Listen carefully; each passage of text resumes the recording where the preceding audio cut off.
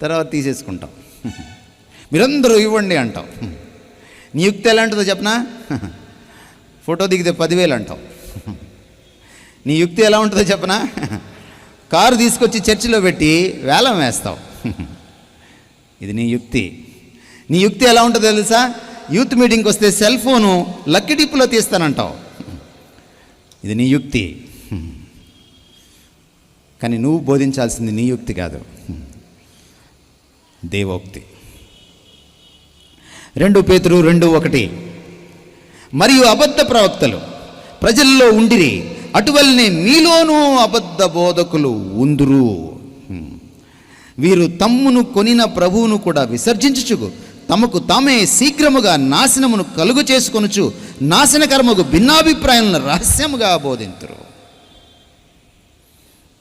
ఎక్కడుంటారంట అబద్ధ బోధకులు?